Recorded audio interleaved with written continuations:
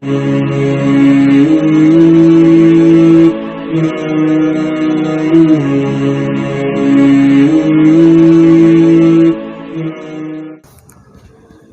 علیکم ورحمۃ اللہ وبرکاتہ۔ نحمدہ ونصلی علی رسولہ الکریم، اما بعد، اعوذ باللہ من الشیطان الرجیم، بسم اللہ الرحمن الرحیم۔ یا ایہا النبی انا ارسلناک شاہدا ومبشرا ونذیرا وداعیا الی اللہ باذنہ وسراجا منیرا، صدق اللہ العظیم۔ اللہ تبارک و تعالیٰ آپ لوگ جو اپنا قیمتی وقت نکال کر ہمیں دیتے ہیں، ہماری کلاسز سنتے ہیں، دین کے خاطر، دین سیکھنے کے خاطر، دین کے جذبے اور شوق کے خاطر، اللہ تعالیٰ آپ سب کا یہاں پر آنا، جمع ہونا قبول فرمائے۔ پروردگار ہماری اس ٹوٹی پھوٹی محنتوں کو بھی قبول فرمائے۔ جو ہمارے ساتھی ہمارے ساتھ لگے ہوئے ہیں، محنت کر رہے ہیں، اللہ تعالیٰ ان کی محنتوں کو بھی قبول فرمائے۔ ان کے لیے خوب دعا کیا کیجیے، یہ لوگ بہت محنت کرتے ہیں، میں نے خود دیکھا اپنی آنکھوں سے، ہمارے جو ساتھی ہیں بڑی محنت کرتے ہیں، تب آپ تک یہ کلاس اب تک پہنچتی ہے۔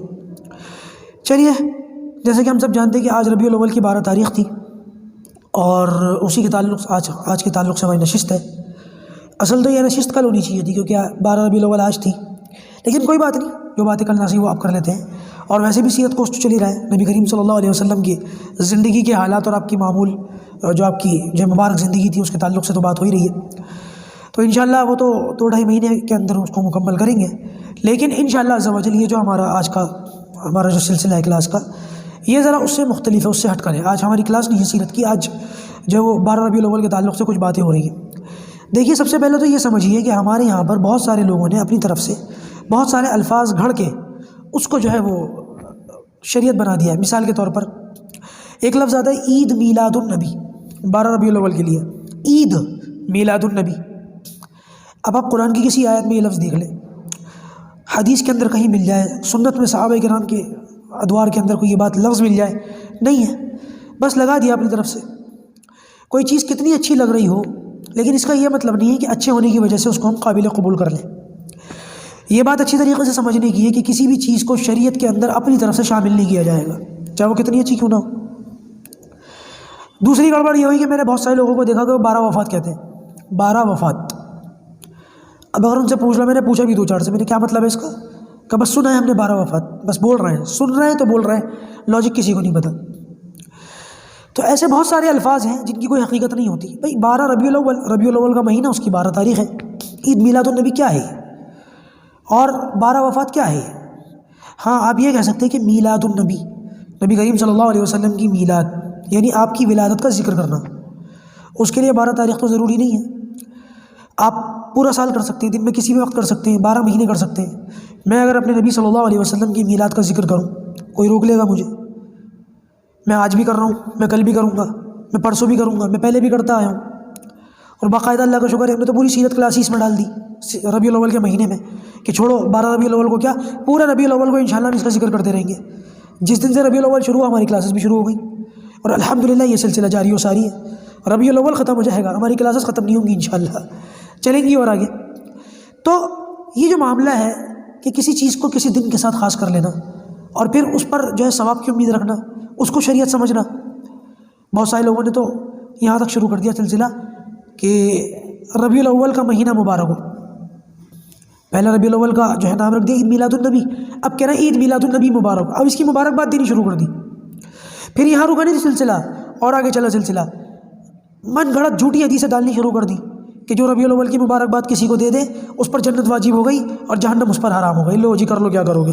نماز، روزہ، زکوٰۃ، حج، باقی ساری چیزوں سے، معاشرت، معاملات کے دین تک سے ان لوگوں نے بالکل غافل کر دیا۔ بس پورا سال اپنے عیش کاٹو، جیسے مرضی کرو، پڑے ہوئے سوتے رہو، فجر چھوڑتے رہو اور نمازیں چھوڑتے رہو، دکانوں پہ بیٹھے رہو، اور صرف ربیع الاول آئے تو اس کی مبارکباد دے کے جنت کے ٹھیکیدار بن جاؤ۔ اتنی یہ بات بڑھی کہ لوگوں نے اس کو اتنا زیادہ عام کر دیا کہ علماء کو پھر میدان میں اتر کر صفائیاں دینی پڑیں گی، ایسی کوئی حدیث نہیں ہے۔ لوگوں کو سمجھاتے جو ہے علماء کرام کے گلوں میں درد ہو گیا، لیکن لوگوں کی سمجھ میں نہیں آ رہی۔ پھر یہی نہیں رکے، اور آگے چلے اور وہ ربیع الاول کا جلسہ نکالنا شروع کر دیا، اس میں جھنڈے لگانے شروع کر دیا۔ آج اول تو میں ایسے کسی دن میں جانے سے بچتا ہوں، کوئی دیوالی کا موقع آ گیا، کوئی ربیع الاول آ گیا، کوئی 10 محرم آ گئی، میں جانتا ہوں نا ٹریفک کا کیا حال ہوگا راستوں میں، تو میں سفر کرنے سے بچتا ہوں۔ لیکن آج ایسا معاملہ پیش آ گیا کہ مجھے ایمرجنسی سفر کرنا پڑا، جانا پڑا پرانی دلی، تو ایسا میں پھنسا ہوں وہاں جا کر کہ علمان والا فیس، کیوں؟ وہی جلوس چل رہا ہے، جھنڈے نکل رہے ہیں، نعرے لگ رہے ہیں، ٹریفک جام ہو رہا ہے، مریض ایمبولینس کے اندر مر رہا ہے، مرنے دو، مزدور کے کام کی چھٹی ہو رہی ہے، ہونے دو، مزدور پریشان ہو رہا ہے، ہونے دو، مارکیٹیں ہم نے بند کروا دی، کوئی بات نہیں. کیوں ہو رہا ہے؟ نبی اکرم صلی اللہ علیہ وسلم کی محبت کے نام پہ یہ سب کچھ ہو رہا ہے. دین سمجھ کے یہ کیا جا رہا ہے، اس پر ثواب کی امید رکھی جا رہی ہے. نمازیں چھوڑ کر یہ جلوس کیے جا رہے ہیں، نمازیں چھوڑ کر جلوس کرو گے ثواب ملے گا. کچھ تو لاجک نکالو، کچھ تو عقل سے سوچو. اللہ کے بندو، کہاں سے سوچتے ہو؟ کس طریقے سے یہ باتیں لے کر کے آتے ہو؟ اور آج تو اللہ حفاظت فرمائے مسلمان کا عالم. یہ دیکھیں، ایک چھوٹی سی مثال سے سمجھیں. ایک چھوٹا سا مسلمان، یہ نبی کریم صلی اللہ علیہ وسلم کی سنت ہے داڑھی. نبی کریم صلی اللہ علیہ وسلم کی کیا، ہر نبی کی سنت ہے. ہر نبی کی جو ہے داڑھی ہوتی تھی. کوئی نبی آپ کو ایسے نہیں ملیں گے جنہوں نے داڑھی نہیں رکھی. اب ایک شخص ہے جو اپنے آپ کو عاشق رسول کہہ رہا ہے، اللہ کے رسول کے نام کے جلوس نکال رہا ہے، لوگوں کے رستے لگا رہا ہے. اور ہوتا کیا ہے، ایسے لوگ، ایسے بہت سارے لوگ ہیں جو یہ داڑھی ہے نا یہ کاٹتے، کلین شیو رہتے. اور میں نے پوچھا تھا کسی سے کہ بھائی تم داڑھی کٹواتے ہو؟ ایک شخص سے داڑھی کاٹتا ہے. میں نے پوچھا اس سے، میں نے کتنے پیسے لیتا ہے اس پر؟ وہ جو داڑھی کاٹنے والا حجام ہے کتنے پیسے لیتا ہے؟ کہنے لگے کہ جی 50 روپے.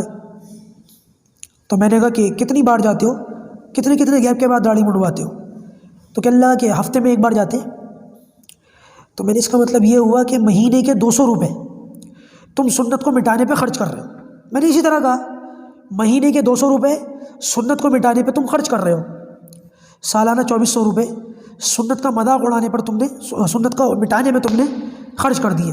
یہ پیسہ صحیح جگہ لگ سکتا تھا، دین کی اشاعت میں، دین کی حفاظت میں لگ سکتا تھا. پھر تم کہتے ہو کہ میں اللہ کے رسول صلی اللہ علیہ وسلم کا عاشق ہوں. شرم نہیں آتی؟ اور بھائی خاص طبقے کو چھوڑ دو، ایک عام مسلمانوں کی بات کر لو. عام مسلمانوں کی، ہم لوگ، میری اور آپ کی میں بات کر رہا ہوں، اس معاشرے کی بات کر رہا ہوں، اس سوسائٹی کی بات کر رہا ہوں. ہم لوگ کیا کریں گے؟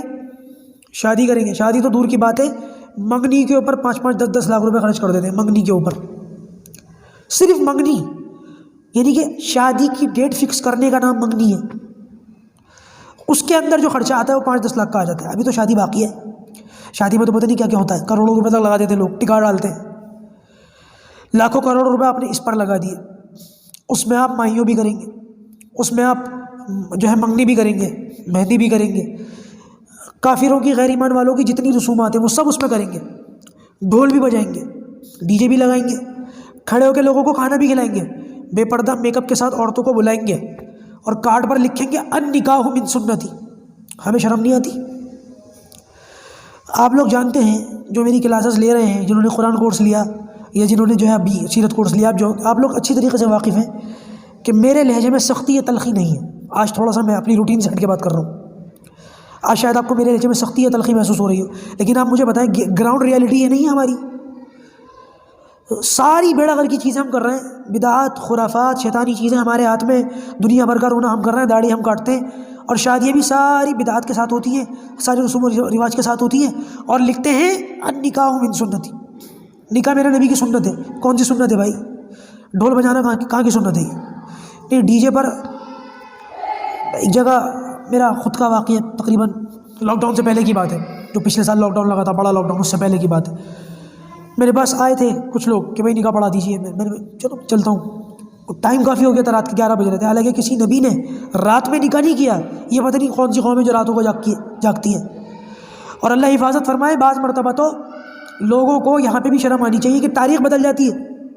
نکاح کی تاریخ پہ لکھا تھا 11 نومبر، مثال کے طور پر 11 نومبر، اور وہ بارات پہنچتے پہنچتے 12 بج چکے، وہ 11 کے بجائے 12 ہو جاتی ہے. سارے جتنے لوگ کھانا کھاتے ہیں نا، سب کا کھانا آپ حرام کر دیتے ہیں. وہ ایک بزرگ ہیں ہمارے یہیں سنگم وہار کے ہیں، وہ ان کو کہیں کسی نے بلا رکھا تھا کہ بھائی چلو ہمارے یہاں دعوت ہے، تو وہ چلے گئے. اب بیٹھے بیٹھے وہ بارات کے آنے میں، اور وہ جو ہمارے یہاں ہوتا ہے سارے تکلفات ہونے میں، دلہا تیار ہو رہا ہے اور یہ سب ہو رہا ہے اور وہ سب ہو رہا ہے، اور وہ اس کے ہونے میں 12 بج چکے. تو مولانا اٹھ کے جانے لگے. تو لوگوں نے کہا کھانا تو کھا لیجیے. کہنے لگے اب نہیں کھاؤں گا. وجہ اس کی یہ کہ تم نے مجھے بلایا تھا 11 تاریخ کو، مطلب مثال کے طور پر 11 تاریخ کو بلایا تھا. اب تاریخ بدل چکی ہے، اب میں تمہارا مہمان نہیں ہوں، اب یہ کھانا میرے لیے جائز نہیں ہے. واللہ عالم، یہ تو علماء مسائل نکالیں گے کہ حضرت کی یہ بات کتنی صحیح ہے کتنی غلط ہے. صحیح ہوگی، میرے خیال سے تو صحیح ہوگی. تو آپ اندازہ لگائیں کہ ہم کتنی غفلت. صحرا صحرا باندھنا، حضرت علی نے صحرا باندھا تھا، اللہ کے رسول نے صحرا باندھا تھا، 11 شادیاں اللہ کے رسول نے فرمائی اپنی، صحرا باندھا کسی میں؟ اپنی بیٹیوں کی شادیاں کی، کسی دلہا نے صحرا باندھا؟ آپ کیوں باندھتے ہیں؟ ہم کیوں باندھتے ہیں؟ کیا کرتے ہیں؟ کیا ضرورت ہے اس کی؟ کون سی سنت ہے یہ؟ تو بھائی خدا کے واسطے ان چیزوں کو سمجھو، ان باتوں کو سمجھو، اس دل کے درد کو خدا کے واسطے سمجھو۔ ہم جو کر رہے ہیں نا بالکل صحیح نہیں ہے، ہم جہاں جا رہے ہیں نا وہ راستے درست نہیں ہیں۔ وہ روایت آتی ہے نا کہ نبی کریم صلی اللہ علیہ وسلم حوض کوثر پر کھڑے ہوں گے اور کچھ لوگوں کو دیکھ کر کوثر پلانے کے لیے آگے بڑھیں گے تو فرشتے ان لوگوں کو روک لیں گے۔ اللہ کے رسول فرمائیں گے آنے تو ان کو میرے امتی ہیں۔ فرشتے کہیں گے آپ کو نہیں پتہ آپ کے انہوں نے کیا کیا؟ ڈرنا چاہیے کہ ہمارا شمار ان لوگوں میں سے نہ ہو جائے۔ بھائی سوچنے کا مقام ہے، عبرت کا مقام ہے۔ ہم لوگ کیا کیا خرافاتیں کر رہے ہیں، کہاں کہاں جا رہے ہیں، کیا کیا باتیں ہم نے اپنی زندگی میں شامل کر لی، کن کن چیزوں کو ہم دین سمجھ رہے ہیں۔ یہ ساری باتیں جو میں نے بتائی دین سمجھ کے کی جاتی ہیں آج۔ یہ ڈھول اور تاشے اور یہ سب کچھ ربیع الاول کے موقع پر جلوس کا ٹائم، جلوس کے نام پر جو کچھ ہو رہا ہے۔ تو بھائی آپ لوگوں میں سے شاید کسی کو بتاؤ، میں نے بھی جمعے کا بیان کیا تھا تو وہ یوٹیوب کے اوپر ساتھیوں نے ڈال دیا، وہ موجود ہے، اس میں سنیے میں نے کس طریقے سے وضاحت کی اور کیسے اس میں مثالیں دے کے سمجھایا کہ یہ چیزیں کیوں غلط ہیں۔ اور آج کل تو ایک نیا طبقہ کھڑا ہو گیا ہے لوگوں میں، اس طبقے کا تو یہ سوچنا ہے کہ دین اسلام کو پیوریفائی کر دو ہمارے صحت کے مطابق، ہمارے مزاج کے مطابق۔ مثال کے طور پر اگر ایک شخص وہ کسی ایسے علاقے میں رہتا ہے جہاں پہ غیر مسلموں کی اکثریت ہے اور وہ ان کے اندر رہ کر اپنے ماحول کی وجہ سے مجبور ہو گیا کہ وہ ہیپی دیوالی وش کرے گا اور ان کے رسم و رواج کے اندر شریک ہوگا، تو وہ توقع رکھتا ہے ہم سے کہ جب ہم مسئلہ بتائیں تو اس کے لیے گنجائش رکھیں۔ تو بھائی یہ بات یاد رکھیں کہ علماء کرام کے لیے یہ ایک ذمہ داری کی بات ہے کہ اس کے اندر دین کے اندر کسی بھی قسم کی تبدیلی رد و بدل نہیں کی جائے گی، ورنہ وہی ہوگا جو ابھی تھوڑی دیر پہلے میں نے مثال دی کہ پہلے ربیع الاول کا نام بدلا، پھر اس کا کام بدل دیا، پھر اس کے اندر دنیا بھر کی چیزیں کرنے لگے، پھر اس کی مبارکباد دینے لگے، پھر مبارکباد پر جنت واجب ہو گئی، اور مجھے لگتا ہے یہ سلسلہ بھی رکے گا نہیں، یہ اور آگے جائے گا، پتہ نہیں کیا کیا چیزیں دیکھنے سننے کو ملیں گی۔ نہیں مطلب ایک میسیج وائرل ہو جائے جس کے اندر یہ پتا ہو کہ ہاں بھائی قرآن میں سے بال نکل رہا ہے، پوری قوم پاگل ہو جاتی ہے۔ اپنے گھروں میں تو کوئی قرآن کھول کے دیکھے گا نہیں، لیکن ایک میسیج وائرل ہو جائے کہ قرآن میں بال نکل رہا ہے۔ بال ایک ایسی چیز ہے جو لوگوں کے جھڑتے رہتے ہیں، گرتے رہتے ہیں، کہیں پہ بھی ادھر ادھر چلے جاتے ہیں، قرآن میں بھی چلے جاتے ہیں۔ دنیا کی کتابیں اٹھا کر کے دیکھ لیں آپ، اس میں نکل جائیں گے، لیکن نہیں، لوگ پاگل ہو گئے سارے کے سارے۔ اتنے فون آتے اس دن، اتنے فون آئے میرے پاس، 200 سے اوپر فون آئے، 200+ کہ بال نکل رہا ہے تم بھی کھول کے دیکھو، بال نکل رہا ہے تم بھی کھولو۔ کیا مصیبت ہے، کہاں سے یہ باتیں آئیں، کیوں چلتی ہیں چیزیں؟ تو میں خدا کے واسطے، اللہ کے واسطے آندھی کے بیر نہ بنے، ان چیزوں میں نہ پڑیں۔ آپ لوگوں کو یہ چاہیے، جیسے کہ میں نے بھی تھوڑی دیر ابھی کہا بھی تھا ایک آدھ دن پہلے کہ نبی کریم صلی اللہ علیہ وسلم سے اس دن کوئی خاص عبادت ثابت نہیں ہے، کوئی خاص چیز گھر میں بنانا ثابت نہیں ہے، کوئی نماز ثابت نہیں ہے، کوئی روزہ ثابت نہیں ہے۔ وہ کسی نے مجھے میسیج بھیج دیا کہ نبی کریم صلی اللہ علیہ وسلم جو ہے پیر کے دن روزہ رکھتے تھے، اور اللہ کے رسول صلی اللہ علیہ وسلم سے کسی نے پوچھا آپ کیوں روزہ رکھتے ہیں، تو آپ نے فرمایا اس لیے کہ میری ولادت اس دن ہوئی تھی۔ اچھا بھائی، تو ولادت اللہ کے رسول صلی اللہ علیہ وسلم کی پیر کے دن ہوئی تھی، تو پیر کے دن روزہ رکھتے تھے نا، تم بھی پیر کے دن رکھ لو۔ اللہ کے رسول صلی اللہ علیہ وسلم کا عمل تو پیر کے دن کا ہے، اور تم اس کو دلیل بنا رہے ہو 12 ربیع الاول کے دن، کوئی لاجک ہے؟ بھائی یہ بات یاد رکھو کہ دلیل عمل کے مطابق ہوتی ہے، آدمی جیسا عمل کرتا ہے اس عمل کے مطابق دلیل لے کر کے آتا ہے۔ آپ عمل کر رہے ہو 12 ربیع الاول کا اور دلیل لا رہے ہو پیر کے دن کی، یہ کون سی منطق ہے؟ اسی طریقے سے ہمارے ایسے بہت سارے لوگ ہیں، جیسے میں کہتا ہوں، آج بھی کہہ رہا ہوں، ذمہ داری کے ساتھ کہہ رہا ہوں، اپنے مقامی علماء کو، علماء حق کو میری یہ ویڈیو کلپ دکھا دینا جو میں بھی بولنے جا رہا ہوں۔ نبی کریم صلی اللہ علیہ وسلم کی میلاد کا ذکر کرنا چاہیے، اچھی چیز ہے، ثواب بھی ملتا ہے۔ نہ کرنے والا جو نہیں کرتا، ہماری نظروں میں، میں اپنی ذات کی بات کروں، میری نظر میں جو شخص اللہ کے رسول صلی اللہ علیہ وسلم کی میلاد کا ذکر نہ کرے، کل سن لو کان کھول کر اچھی طریقے سے بول رہا ہوں، نبی کریم صلی اللہ علیہ وسلم کی جو ولادت کا ذکر نہ کریں، آپ کی ولادت پر ثواب کی امید نہ سمجھے، آپ کی ولادت کے ذکر کو ذکر خیر نہ سمجھے، علماء نے فرمایا ایسے شخص بے ایمان ہے، کافر۔ ہم تو اللہ کے رسول صلی اللہ علیہ وسلم کی ولادت کا ذکر کرتے ہیں، اور اللہ کے رسول صلی اللہ علیہ وسلم کی ذات تو بہت بلند ہے، بہت بڑی بابرکت ہے۔ نبی کریم صلی اللہ علیہ وسلم کے جوتا مبارک پر اگر کوئی خاک لگ جائے نا، اس خاک کا ذکر کرنا بھی ہمارے یہاں فضیلت اور سعادت کی چیز سمجھی جاتی ہے۔ اب کیا بات کرتے ہیں؟ ایک ہوتی ہے میلاد اور ایک ہوتی ہے مروجہ میلاد، دونوں میں فرق ہے۔ بہت سارے لوگ ایسے ہیں ہمارے جو 12 ربیع الاول کو جلوس کی شکل میں میلاد کرتے ہیں اور کہتے ہیں قرآن میں یہ دلیل، احادیث میں یہ دلیل، بھائی دلائل واقعی بہت ہیں، وہ سارے دلائل میلاد پر ہیں، عید میلاد پر نہیں ہے جو تم کرتے ہو مروجہ عید میلاد النبی، اس پر نہیں ہے۔ نبی کریم صلی اللہ علیہ وسلم کی ولادت کا ذکر کرنا، نبی کریم صلی اللہ علیہ وسلم کا جو ہے آپ کی زندگی کا ذکر کرنا، آپ کی ہر چیز کا ذکر کرنا، اٹھنے بیٹھنے کا، کھانے پینے کا، سونے جاگنے کا، ہر چیز کا ذکر کیا جائے گا، اس کو بھی میلاد کہتے ہیں۔ لیکن ایک خاص دن فکس کر لینا، اسی کو ضروری سمجھنا، لوگوں کے رستے لگانا، ٹریفک جام کرنا، ضروری چھٹی کرنا اور نمازیں چھوڑنا، اور یہ نہ کرنے والے اس میں ڈھول بجانا، اس میں ڈی جے بجانا، اس میں ڈانس کرنا، اس میں بے حیا عورتوں کو لے کر آنا، اور جو یہ سارے کام نہ کرے اس کو کافر اور گستاخ کہنا، یہ تمہاری مروجہ میلاد ہے، اس کا ثبوت لاؤ۔ اس کا ثبوت نہیں لائیں گے، اس کا ثبوت ہے ہی نہیں۔ میلاد پر ثبوت لاتے ہیں اور مروجہ عید میلاد النبی پر فٹ کر کے کہتے ہیں دیکھو ہزاروں دلیلیں موجود ہیں، ایک بھی دلیل خدا کی قسم موجود نہیں ہے، اس لیے کہ تمہارے عمل میں اور دلیل میں زمین اور آسمان کا فرق ہے۔ دلائل جتنے ہوں گے وہ سارے میلاد پر ہوں گے۔ ہمارے اکابر علماء دیوبند نے بھی کی ہے میلاد، یہ مروجہ میلاد نہیں، یہ ناچنا گانا نہیں، یہ ٹھمکے لگانا نہیں، اللہ حفاظت فرمائے۔ میلاد کے اوپر باقاعدہ کتابیں لکھی ہوئی ہیں علماء کرام نے، میلاد النبی کے نام سے بھی لکھی ہے، ولادت نبی صلی اللہ علیہ وسلم کتنے کن ناموں سے لکھی ہے، نہ جانے 7 سے 8 کتابیں تو ایسی ہیں جن کو پڑھ کر کے میں سیرت پڑھا رہا ہوں آپ لوگوں کو، ہمارے اکابر علماء دیوبند نے جتنی کتابیں لکھی ہیں، اللہ کا فضل ہے۔ تو یہ بیکار کی اور بکواس اور لغو باتیں ہیں، ان سے بچنے کی ضرورت ہے۔ آپ لوگ انشاءاللہ اپنے بچوں کو ایسا نہ ہو خدا نخواستہ کہ آج کچھ چیزوں کی ہم جو کچھ چیزوں میں ہم نرم پڑ جائے، چھوڑ دے، چلو کرنے دو کوئی بات نہیں، آنے والی جنریشن اسی کو دین سمجھنے لگ جائے یا دین کا اس کو حصہ سمجھنے لگ جائے، پھر ان کے سامنے ہزاروں کتابیں بھی پڑھ لو تو فائدہ نہیں ہے۔ اس بات کا خیال رکھا جائے گا ہمیشہ کہ دین اس شکل میں باقی رہے کہ آنے والی نسل کو دین جیسا ہے ویسا پہنچے، اس کے اندر کوئی کمی نہ ہو، اس کے اندر کوئی اضافہ نہ ہو، ورنہ پکڑ میری اور آپ کی۔ اگر ہم کہیں تھوڑے سے جھک جائیں گے، اگر ہم کہیں تھوڑے سے اپنے دین کے اندر کمپرومائز کر لیں گے تو ہماری آنے والی نسل کے شعور کے اندر یہ بات بیٹھ جائے گی اچھا یہ بھی دین کا حصہ ہے، پھر وہ اس کو فرض اور واجب سمجھنے لگیں گے۔ اس لیے ہماری ذمہ داری ہے کہ نہیں، دودھ کو دودھ رکھا جائے، پانی کو پانی رکھا جائے، اتنی سی ذرہ برابر سی بھی، بلکہ ذرے کے بھی 100 حصے کر دیں، اس کے اندر بھی اگر کوئی اس کی گنجائش ہوتی تو وہ بھی برداشت نہیں کی جائے گی دین کے اندر انشاءاللہ۔